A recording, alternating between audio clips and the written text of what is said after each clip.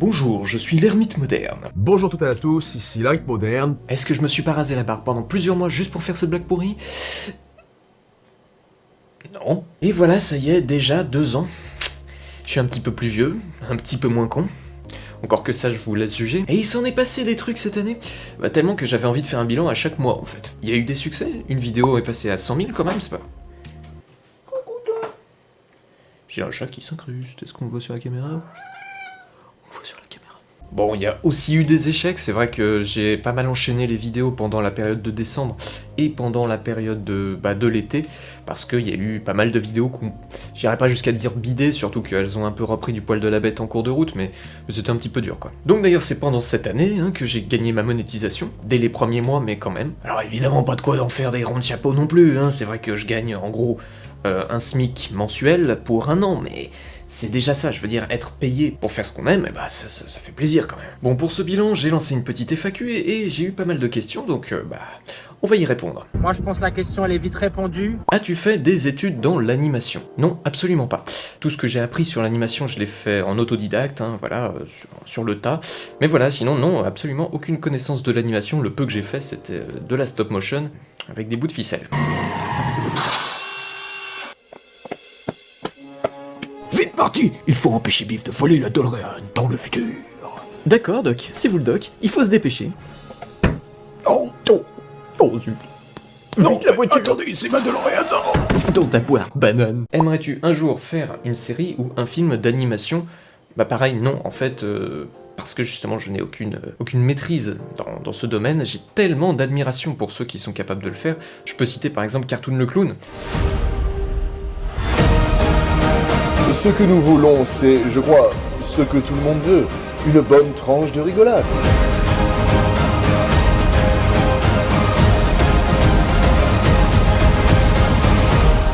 Par contre, moi je fais de la BD, et en ce moment, je prépare une bande dessinée de fantasy humour, d'ailleurs. Dites-moi dans les commentaires si jamais ça vous intéresse potentiellement, peut-être, cette BD, parce que j'ai plus mon éditeur, et que pour l'instant c'est chaud financièrement, donc je peux pas l'auto-éditer, donc peut-être que je lancerai un crowdfunding, si jamais l'idée vous tente.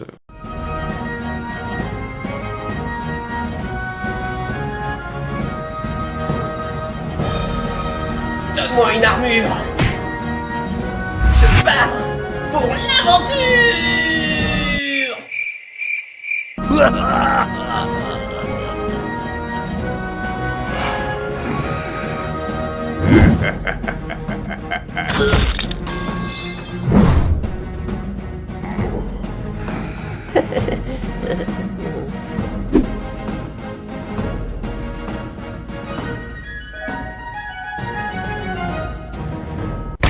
Aïe!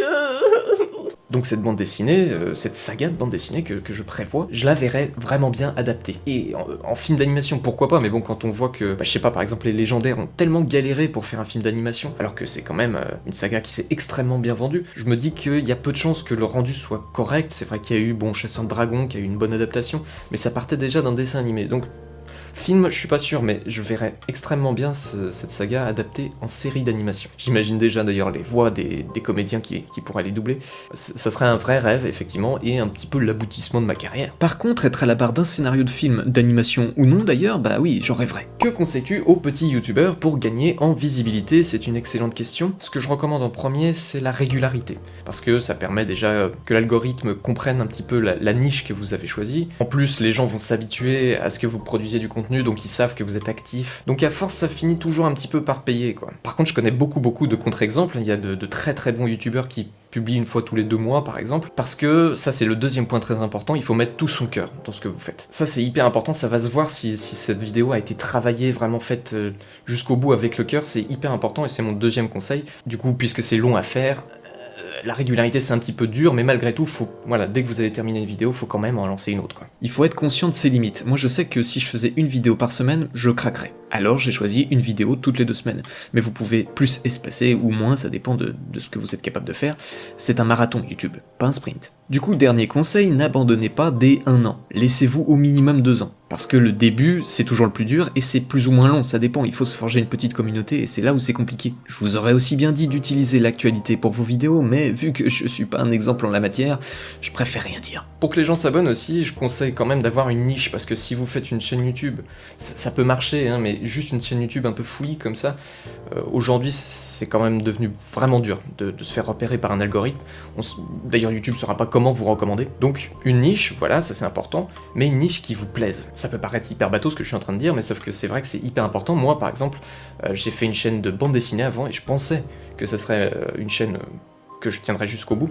Mais en fait le sujet, même si j'adore la BD, bah, j'avais rien de spécial à dire. Les analyses de BD, j'avais pas les termes techniques suffisants pour faire quelque chose d'objectif, c'était vraiment un avis personnel qui était pas très intéressant. Les tutos dessins, finalement, ça me prenait trop de temps et ça me plaisait pas à faire, et donc je me suis rendu compte que cette chaîne, même si le sujet m'intéressait, bah, j'étais pas capable de le tenir.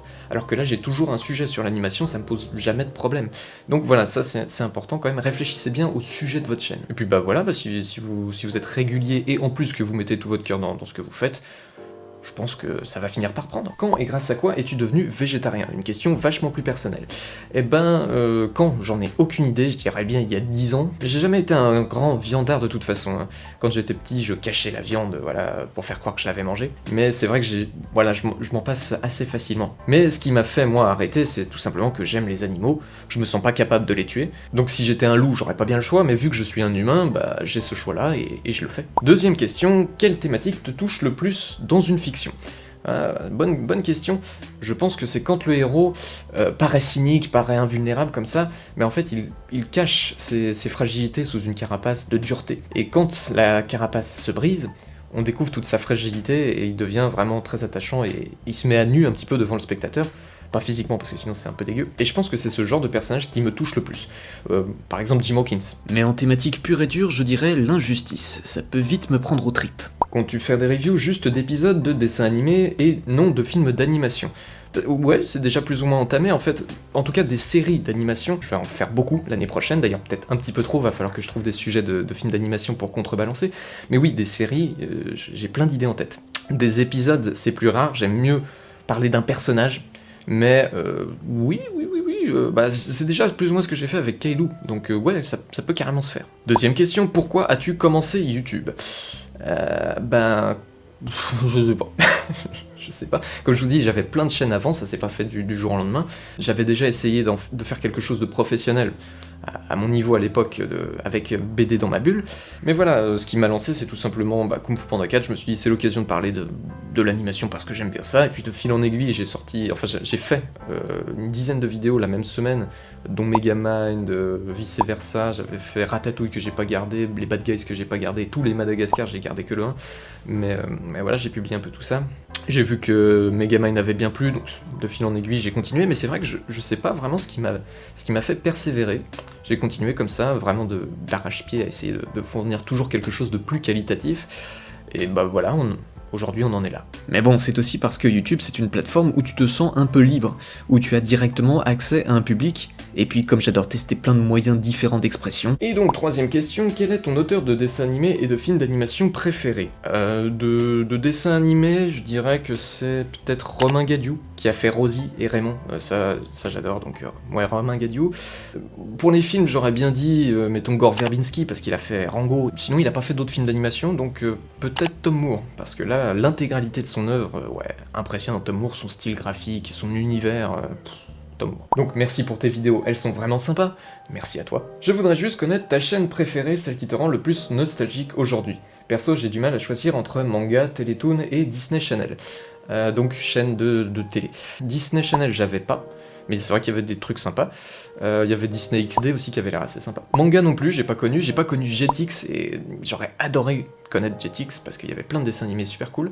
Moi j'avais 3 chaînes, j'avais Gulli, Boing et Télétoon. Alors Boing c'était un petit peu tout ce qui était Cartoon Network, et ça me gonflait un peu avec les Dexter, tout ce qui était Genndy Tartakovsky. Là c'est vrai que j'aime beaucoup le monsieur, mais enfin pas toujours, mais...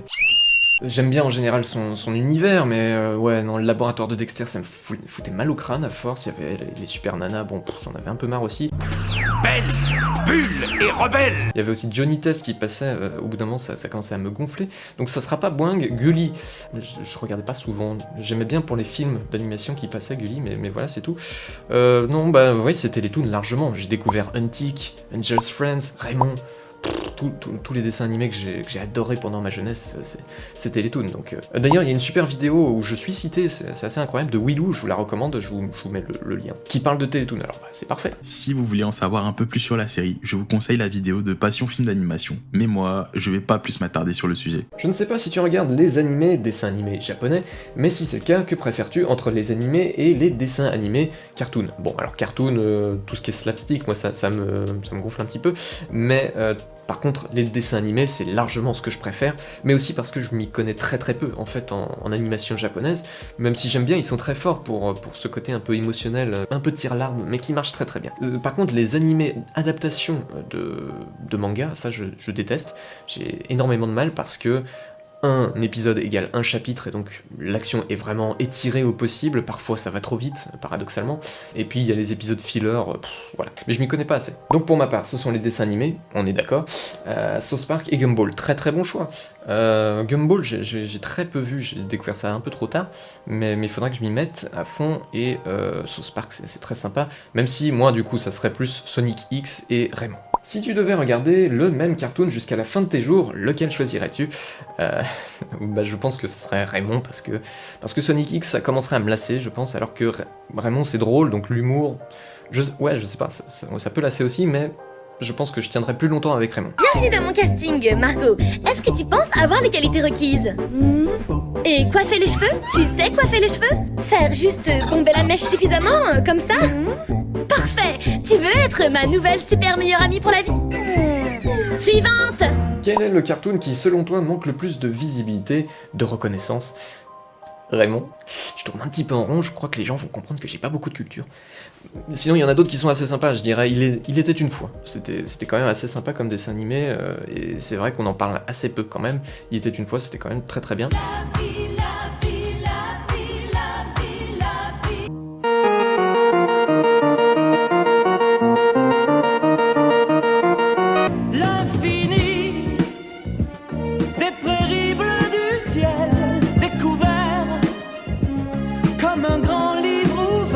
Il y a Arthur aussi, et qui a pas beaucoup de reconnaissance, mais j'ai trouvé mon gagnant, je pense... Bon, à part Raymond, parce qu'effectivement Raymond ça aurait été cool, mon gagnant ça serait Jimmy Neutron. C'est vrai que Jimmy Neutron, ça a quand même été une série qui a eu son succès, mais qui a été oubliée complètement. D'ailleurs, la version française, pendant longtemps, c'était impossible de tomber dessus. Non, vraiment, Jimmy Neutron, c'est super, et pourtant, personne n'en parle. Sinon, il y a bien sûr Untick, parce que c'est vrai que c'est un peu frustrant que les Wings aient réussi à faire 9 saisons plus... non, 8 saisons, je crois, 8 saisons et des spin-offs, hein, des remakes, enfin des trucs comme ça, alors qu'on a fait le tour dès la saison 4, alors que Untick, effectivement, qui est produit aussi par Rainbow, eh ben, n'a atteint que 2 saisons, alors qu'une troisième, quand même, c'est un peu frustrant de pas l'avoir eu, mais ça a eu son petit succès Untick, donc... mais c'est vrai que ça aurait pu avoir plus de reconnaissance. En tout cas, je vais mettre en gagnant Jimmy Neutron. Ah, mais il y en a plein d'autres, il y avait aussi Esprit Fantôme, c'était pas mal. Enfin bref, on va s'arrêter là. Have a good day, à toi aussi. Donc voici mes questions. Quel film t'a donné la passion de l'animation? Alors là, j'en sais rien du tout. Je vais citer 2 films, mais c'est vraiment arbitrairement. Gloops, Je suis un poisson, et Dragon, parce que c'est vraiment des films qui m'ont marqué enfant, mais... il y en a plein, et ça s'est fait vraiment progressivement, enfin, j'ai toujours aimé l'animation, plus en tout cas que les films live. Quelle est ta série d'animation préférée, donc Raymond ou Sonic X? Quel est ton personnage de fiction préféré? Animation ou live action? Bah voilà, donc en live action, bon, il y en a des que j'aime bien, j'adore Forrest Gump, je trouve que sa psychologie est vraiment bien travaillée. Il est beau, non?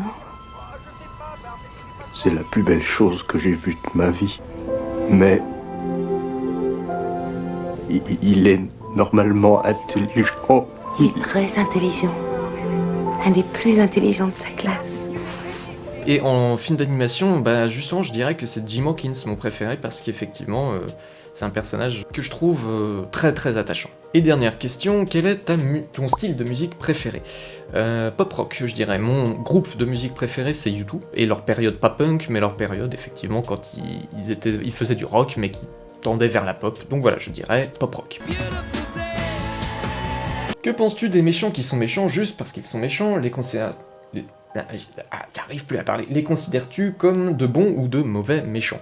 J'adore ça, les méchants qui sont juste purement méchants. Par exemple, on a la catégorie des boss de fin. On va prendre par exemple la mort rouge qui est extrêmement bien écrite, ou les Foussas, le gorille dans les Croods 2. Ouais, c'est une embûche finale qui sert un petit peu à mettre en exergue la thématique, l'arc scénaristique du héros, et qui va permettre au héros de se surpasser et de passer outre justement ses peurs. Et ce sont des méchants qui sont purement méchants, et je les adore. Mais des méchants qui sont purement méchants, s'ils sont bien faits, il y a aucun problème, c'est super. Drago, par exemple, dans Dragon 2, aurait mérité d'être vraiment purement méchant. Peut-être que Kai aussi dans Kung Fu Panda 3, et c'est vrai qu'on a essayé de leur donner une backstory à ces personnages, et je trouve que c'est raté. Et quand une backstory est ratée, autant que le personnage soit juste purement cruel. Ce qui compte pour un méchant, c'est qu'il soit terrifiant. Donc il peut être terrifiant en étant juste purement méchant. Quel est le film d'animation que presque personne n'aime, mais que toi tu aimes, et inversement? Alors que presque personne n'aime, mais que moi j'aime, je dirais bien Turbo, parce que je le trouve sympathique. Si on passe outre le pitch qui est complètement naze, d'un escargot qui tombe dans du nitro, qui devient super rapide. Si on passe outre ça, je trouve le film bien... C'est vrai qu'il pâtit de la comparaison avec Cars, mais ça va. Ça, c'est pas de chance. Et puis sinon, bien sûr, Shrek 3, j'en ai fait une vidéo. Et un film que moi je déteste mais que les gens adorent, alors par contre dans les films live il y en a plein, je vais me faire détester si je les citais, mais par contre dans les films d'animation, je dirais les Bad Guys. Je déteste les Bad Guys, mais vraiment. Et pourtant tout le monde m'en dit du bien, j'essaye de comprendre pourquoi, j'essaye de faire évoluer mon avis, mais j'y arrive pas. Les Bad Guys ça me gonfle. Tu nous fais quoi, là? Et ben voilà, on a terminé avec les questions. Où est-ce qu'il trouve toute cette énergie? Donc quand même, un sacré bon petit bilan, puisqu'on est passé de 600 à peu près à la fin de la première année, et là on est à 7000. Donc je vous remercie tous infiniment, hein, c'est génial. Merci de continuer à me suivre. Moi personnellement, je vais toujours essayer de faire mieux, parce que je suis quand même assez critique envers moi-même. Mais j'espère que ça vous plaît, parce que je suis pas très objectif pour critiquer mon propre contenu. J'ai essayé cette année de faire beaucoup d'actualités. Bon, ça a pas spécialement bien pris, mais je suis pas doué pour faire de l'actualité, parce qu'à chaque fois je le fais en retard. J'ai essayé avec Samuel par exemple, j'ai essayé avec Le Mal-Aimé, mais à chaque fois j'arrivais un peu en retard. Le Mal-Aimé, j'ai eu de la chance parce que je suis tombé au milieu d'une polémique, mais c'était chaud. Sachez aussi que je note vos recommandations, alors il y en a de plus en plus, donc c'est difficile de tous les compiler, mais j'ai un petit carnet, donc voilà, je garde quand même en tête. Sachez que si j'ai pas encore parlé du truc que vous voulez voir, par exemple, je sais que j'ai une abonnée qui m'avait, une ou un abonné, je me rappelle plus, excusez-moi, qui m'avait recommandé Kung Fu Panda 4 justement, et j'en ai jamais parlé jusque-là, c'est pas encore au programme, j'y arrive pas, mais voilà, je le note dans ma tête, c'est déjà ça. C'est pas suffisant. Et tu le sais. Je voulais aussi m'excuser auprès de la personne qui m'avait mis un commentaire sur la vidéo de Vice Versa, à l'époque où je disais que je ferais pas de titre putaclic, voilà, dans le sens nul ou juste génial, enfin voilà, des trucs un petit peu péremptoires comme ça.